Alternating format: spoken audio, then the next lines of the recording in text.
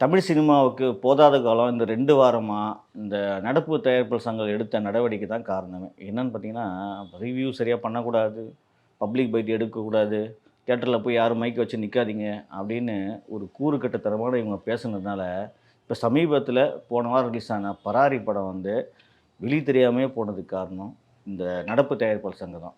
இதுக்கு காரணம் என்னன்னு பார்த்தீங்கன்னா, இவங்க வந்து ஏதோ இந்த கங்குவா படத்த வந்து முட்டு குடுக்குறேன்னு சொல்லி முட்டு குடுத்து, முட்டு சந்துல போய் மாட்டிக்கினாங்க.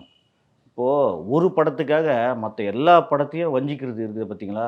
இவங்க மிகப்பெரிய தமிழ் சினிமாவுக்கு மிகப்பெரிய செய்த துரோகம் தான் இது. இதுக்கு முக்கியமான காரணம் இந்த பராரி அடி வாங்கிருச்சு. பராரி மாரி நெறைய படம் வந்தது. போன வாரம் ஒரு 6 படம் வந்தது. இப்ப இந்த வாரம் ஒரு 6 படம் ரிலீஸ் ஆகுது. இதுல எந்த படமும் எந்த படம் எது ரிலீஸ் ஆகுதுன்னு சொல்லிட்டு நம்ம ஒரு 10,00,00,000 மக்களுக்கு எப்படி போய் ரீச் ஆகும்? அவன் கையில மொபைல் வச்சிருக்கான். போனோனே ஓ! இன்னைக்கு எந்த படம் ரிலீஸ் ஆகுது? எந்த பப்ளிக் பீட் நல்லாயிருக்கு? அப்படின்னு தான் பார்ப்பாங்க. இப்போ உடனே இவங்க ஒரு குறை சொல்றாங்க. அப்படியே பழைய வஞ்சனம்லாம் வச்சு சூர்யாவ பழி வாங்கிட்டாங்க. இப்போ கூட ஒரு தயாரிப்பாளர் அ தனஞ்சயன் அவர்கள் பேட்டி கூட சமீபத்தில பார்த்தேன். அவரு என்னன்னா, ஆமாங்க. ஒரு பொது ஆடியன்ஸ் என்ன பண்ணுவான்? வந்து படம் பார்த்துட்டு, "நல்லா இருக்கு, நல்லா இல்ல. குட்" அப்படின்ட்டு போயிடுவான். இல்லன்னா பேட் அப்படின்ட்டு போயிடுவான். ஆனா வந்து இது திட்டம் போட்டு வந்து கங்குவாவ தாக்குனாங்க அப்படின்னு. சரி திட்டம் போட்டு தாக்குனாங்கல்ல, அது யாருன்னு நீங்க கண்டுபிடிச்சுக்கலாம்ல.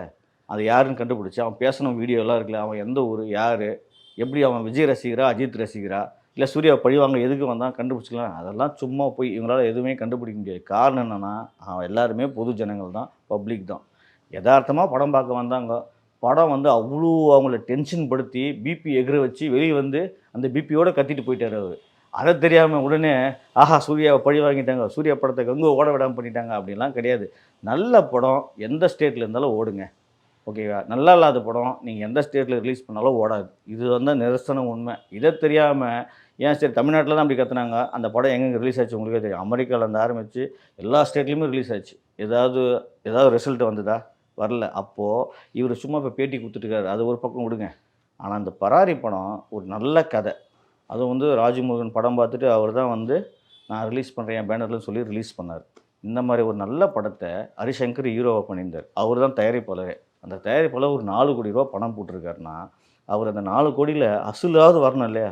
முதலுக்கே மோசம்ன்னு இந்த படம் வெளிய தெரியாம, அவரு பாவம் அவரு நொந்து நூலாகி என் படம் ரிலீஸ் ஆகுறப்ப இந்த மாரி ஒரு கண்டிஷன் போடணும் அப்படின்னு, தயாரிப்பாளர் சங்கத்த பார்த்து கேள்வி கேட்க முடியாம இருக்காரு. ஏன்னா, அவரும் ஒரு தயாரிப்பாளரா இருக்கிறதுனால, சரி என்ன பண்றது? அவர் மனக்குமுறல், மனவேதனைய தான் நாங்க வெளிப்படுத்துறோம்.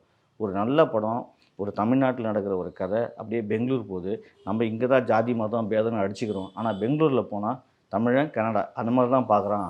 அதனால வந்து நம்ம ஜாதி, மதம்லாம் மறந்து ஒத்துமையா வாழணுன்ற ஒரு வலியுறுத்துற படத்த, இப்படி வெளியே தெரியாமயே நொந்து நோகடிச்சு சாகடிச்சுட்டீங்களே! இது நியாயமா? அப்படின்னு தயாரிப்பாளர் கேட்கறதுக்கு பதிலா தான் நாங்க கேட்குறோம்.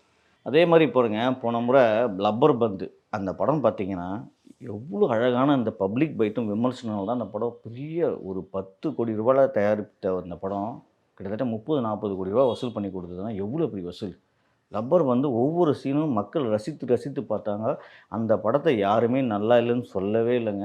சமீபத்தில பார்த்தீங்கன்னா, மகாராஜா அந்த படம் பெருசா பப்ளிசிட்டி பண்ணலனா கூட, ஆனா இவங்களுக்கு பார்த்தீங்கன்னா, அந்த படத்த ஃபுல்லாவே இந்த பப்ளிக் பைட்டும், இந்த ரிவ்யூ ஃபர்ஸ்ட் நாள் ரிவ்யூவும் வச்சு தான் இந்த படமே ஃப்ரீயா ஹைப் வந்து அதுவும் 100, 150 கோடி கிட்ட வசூலாச்சு.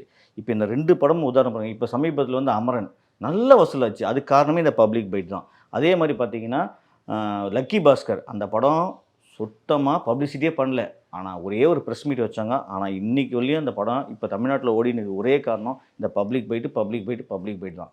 இந்த பப்ளிக் பைட்னால தாங்க படமே வந்து வெளிய தெரியுது. மக்கள் பார்க்க ஆரம்பிச்சுட்டாங்க. இப்ப சோசியல் மீடியா வந்த பிறகு இதெல்லாம் வளர்ச்சி யாராலுமே தடுக்க முடியாது. சோசியல் மீடியா வந்த பிறகு ஃபர்ஸ்ட் நாள் ஃபர்ஸ்ட் ஷோ செல்ஃபோன்ல எந்த ரிவ்யூ வருதோ, ஃபர்ஸ்ட் நாள் ஃபர்ஸ்ட் ஷோ எந்த பப்ளிக் பைட் வருதோ, இதுதான் பார்க்க ஆரம்பிச்சுட்டாங்க. அத விட்டுட்டு இங்க குய்யோ முய்யோன்னு கத்தி, இந்த ஆர்ப்பாட்டம் பண்றதெல்லாம் வேஸ்ட்டு. இதெல்லாம் வந்து இப்ப நிக்காது. இப்ப பொங்கலுக்கு வருது எல்லா படமும் எடுக்க தான் போறோம். இப்ப சமீபத்தில அப்படின்னு தெரியாம வெளிய நின்னு வச்சு எடுத்தாங்க. ஏன்னா ஒரு ஆடியன்ஸ வந்து வெளிய நிக்க வச்சு, அவன வெளிய வர வச்சு எடுக்கிறது ரொம்ப கொஞ்சம் கஷ்டமா இருக்கும். இப்ப தியேட்டர் உள்ள அனுமதிக்கிறதுனால தான் இவ்வளவும் பேசுறோம். இப்ப இந்த பராரி படம் உண்மையிலேயே ஒரு 20, 30, 40 சேனல்ல போய் எடுத்திருக்கோம். அந்த பராரி படம் வெளிய தெரிஞ்சிருக்கும். ஆனா, அந்த நல்ல படத்த வெளிய தெரியாம பண்ணது தான் எங்களுக்கு மனசு வேதனையா இருக்கு.